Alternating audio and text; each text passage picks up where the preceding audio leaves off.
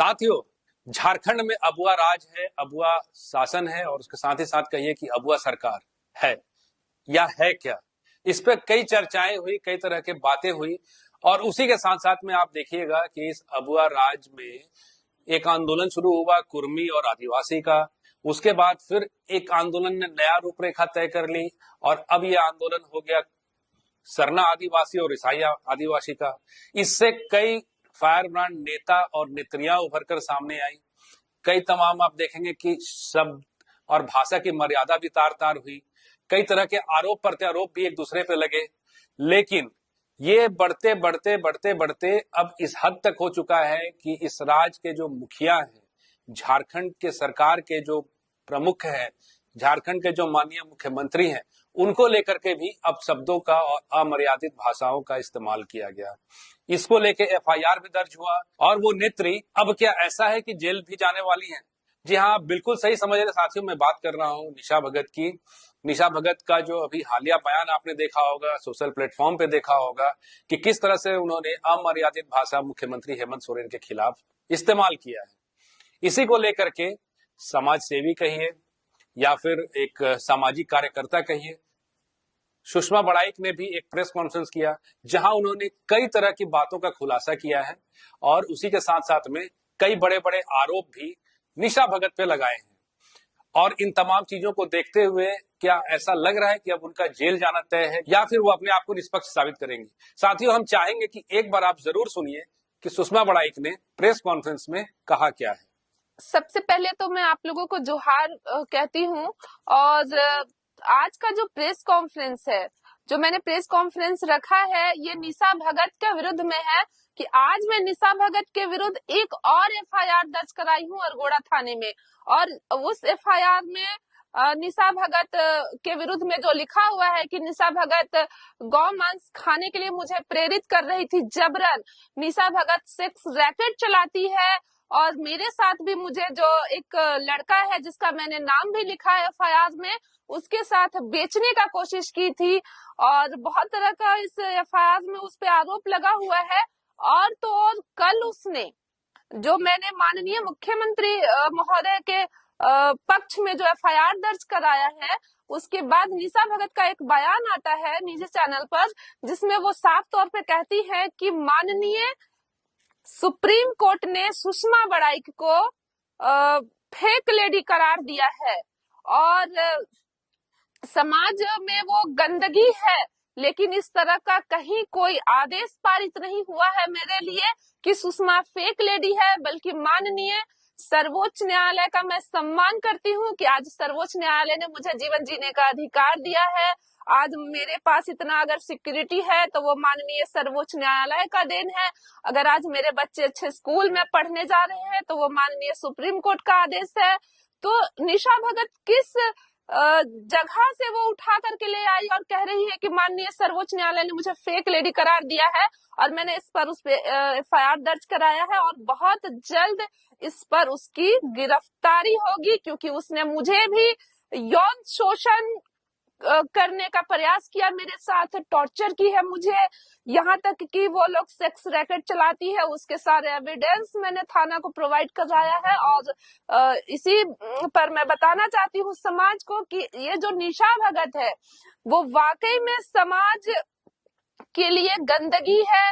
वो सिर्फ और सिर्फ नफरत फैला रही है, जबकि वो खुद कहती है ना कि मैं जो गाय हमारी माता है और खुद कहती है कि मैं गाय मांस नहीं खाती हूँ, लेकिन वो मेरे सामने गाय मांस खाती थी और मुझे जबरन खिलाने का प्रयास की थी। तो आज वो जब जिस चीज से वो निकल के बाहर आई है, तो आज ये समाज में भ्रम क्यों फैला रही है जाति और धर्म को लेकर के। तो इसी वजह से मैं आज प्रेस कॉन्फ्रेंस की हूँ और जो रांची के जिला प्रशासन है उनसे मैंने निवेदन किया है कि जल्द से जल्द उनकी गिरफ्तारी हो। मैडम, ये तो आपने एक बहुत बड़ा आरोप लगाया है जी, वो आपको जबरदस्ती गौ मांस खिलाया। इसके साथ ही साथ आपने ये बात भी कहा है कि किस तरह से आपके साथ मतलब जबरदस्ती सेक्स की भी जो आपने बात की उनको सीधा इल्जाम लगाया। बहुत बड़ी बात है मैडम जी। वो गौ मांस खिलाना चाहती थी, लेकिन मैं तो नहीं खाती हूँ चिकन मटन कुछ भी, तो मुझे पता चला और मैंने उसका विरोध किया। और जो मैंने आरोप लगाया है कि वो सेक्स रैकेट करती थी और सेक्सुअल हरासमेंट मुझे करने का कोशिश की, तो उसका कुछ वीडियो फुटेज मेरे पास भी है। सेक्स रैकेट ये लोग 2-3 लड़कियां मिलकर चलाती थी, जैसे गुमला की परी पासवान, निशा भगत, उन लोगों का एक गैंग चलता है। और अभी भी जिसका प्रेजेंट करती है परी पासवान उस वेबसाइट का, कि हम लोग महिला पॉर्न वीडियो बनाते हैं और महिलाओं का ये कमाने का बहुत बेहतर जरिया है। इस तरह से महिलाओं को वो लोग प्रेरित करती है और ये इस चीज का साक्ष्य मेरे पास है। तब मैं निशा भगत, जब मैं सोशल मीडिया पे तुम पे जब आरोप लगाई कि तुम बेटी बेचवा हो, तब तो तुमने विरोध नहीं किया और किसी चैनल पे आके नहीं कहा, क्योंकि तुम्हें डर है कि अगर सुषमा केस कर देती है तो उसके पास काफी साक्ष्य है, मैं बुरी तरीके से फंस सकती हूँ।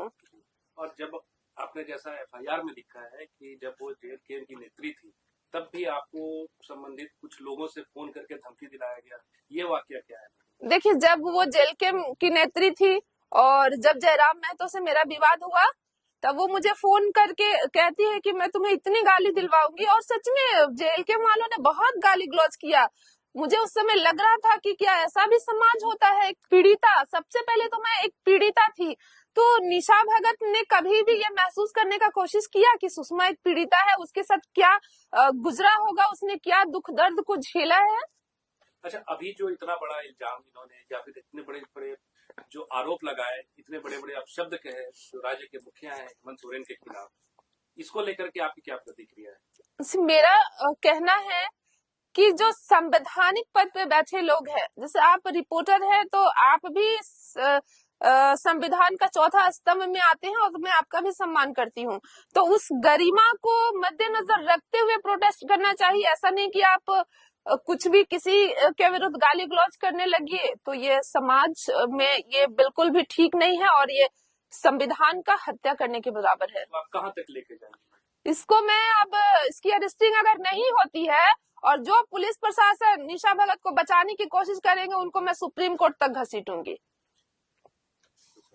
निशा भगत जी तो लगातार बताती है कि वो समाज सेवा कर रही है और लोगों का दर्द जो है वो देख नहीं पाती हैं, इसीलिए वो ऐसा आवाज उठाती है। भले वो गलत शब्दों का चयन कर लेती हैं, लेकिन अंदर से कहीं ना कहीं वो पीड़ित रहती हैं या दुखी रहती हैं कि जो लोगों के साथ जो बुरा हो रहा है उसको लेकर के वो ऐसा बोली। तो आपको नहीं लगता कि आपको शब्दों पे नहीं उनकी भावनाओं पे जाना चाहिए? अच्छा, आप एक भी कोई भी केस उठा करके कोई भी मुद्दा हमें कोई प्रेस रिपोर्टर बता दे कि वो आज तक किसको न्याय दिलाने का काम की है, किसके लिए? सिर्फ सड़कों पे चिल्लाने से हो जाता है कि मैं नेता हूँ, मैं मंत्री बन जाऊंगी, मैं विधायक बन जाऊंगी? किस पीड़ित महिला के साथ वो खड़ी होकर के ये बोली है कि मैंने उसको न्याय दिलाया है? अभी डीआईजी ग्राउंड का ही एक सामने मामला आया था और वहाँ पे कोई भी नहीं गए थे, लेकिन वो गई थी और डट कर वो खड़ी रही, बल्कि उनपे काफी केस भी किए गए। तो वहाँ के जो पीड़ित रैयत थे उनके साथ वो खड़ी रही। देखिए, उस मैटर में मैं ये बोलना चाहती हूँ कि जो निशा भगत वहाँ डीआईजी ग्राउंड गई थी, वो माननीय उच्च न्यायालय का आदेश था और अगर उस पे हमें रोक लगाना है तो हम माननीय उच्च न्यायालय जाएंगे। जैसे कि 4 साल से एक पिटीशन पेंडिंग था, उसी सुनवाई के दरमियान उसमें स्टे लगाया गया कि सभी पीड़ित को मुआवजा दिलाया जाए। तो संवैधानिक तरीका होता है प्रोटेस्ट करने का। आप ऐसा नहीं कि जो लोग वहां पे ड्यूटी कर रहे थे, जो फोर्स तैनात थे, जो महिला फोर्स तैनात थी, आखिर उनकी क्या गलती थी कि आप उनको गाली गलौज कर रही है, आप उनके आगे सो जा रही हैं? तो वो तो अपना ड्यूटी निभा रही हैं, तो वो सरकार से पूछ के थोड़ी आएंगी कि आपको थप्पड़ मारना है या आपको हमें घसीट के हटाना है या तो हमें थाना ले जाना है। आप उस तरह का माहौल क्रिएट कर दी। एक संवैधानिक तरीका से आपको प्रोटेस्ट करना चाहिए। और अभी भी आपने उनके लिए क्या किया? क्या कोई पीआईएल फाइल करके उन्हें मुआवजा के लिए मांग की या फिर उनको घर देने का, पुनर्वास देने का कुछ निवेदन किया आपने सरकार से? ऐसा कुछ भी नहीं की है। तो आपको क्या लग रहा है कि ये निशा भगत जो अपनी उपस्थिति दर्ज करा रही है आदिवासी समाज के लिए, ये सिर्फ राजनीतिक भावना से ही प्रेरित है? ये समाज को धर्म के नाम पर लड़ाना चाहती है और ये जो संभव नहीं है, जो दूसरे राज्य में हो रहा है, जो विदेशों में हो रहा है। ये अल्पसंख्यक देश है, यहाँ पे सभी धर्मों का सम्मान होता है और निशा भगत ये मंशा में कभी कामयाब नहीं होगी। हम ऐसा पूरा प्रयास करेंगे।